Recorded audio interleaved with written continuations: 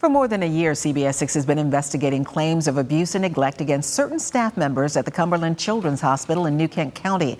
Last week, we broke the news that the hospital and its former medical director are now at the center of a $127 million lawsuit filed by 20 former patients. CBS 6 problem solver Laura French traveled to Florida to speak with one of those plaintiffs and is here now to update you on the investigation that we'll see in full tonight at 11 in a CBS 6 Problem Solvers update.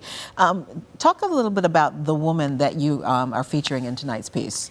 Well, the woman is one of 20 plaintiffs that we had talked about last week. She entered into the hospital a week before her 17th birthday, so she went in as a 16-year-old. Her parents were going through a custody dispute, Cheryl.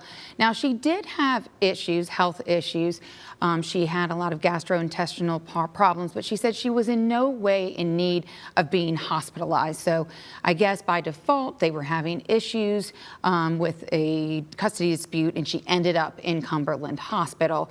And again, a week before her 16th birthday. She did not want to go, but she ended up there. And then she said, right there, right off the bat, and during her admission exam, she was sexually assaulted, and she is one of 12 young women alleging that the former medical director sexually assaulted her. And as you can see, last week we had brought you, as you said, the news that there is a $127 million lawsuit against the facility and the former medical director, among other people. And you pointed out that that state police have started an investigation 3 years ago, and the date that investigation started is important to the woman that you're featuring in this case.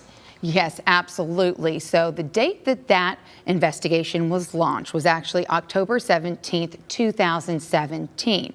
Well, the date of this individual, as she is known in this lawsuit as KMJ, everyone has initials, the date that she was admitted was actually October 17th, 2017. So the first time that we did our investigation was in February. We had pointed out that the Virginia State Police had launched their investigation. We learned that through a FOIA request.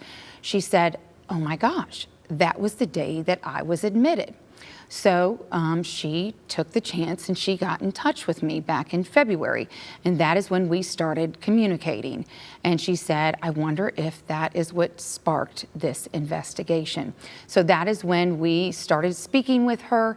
We started vetting her story. And that is when we flew out to Florida.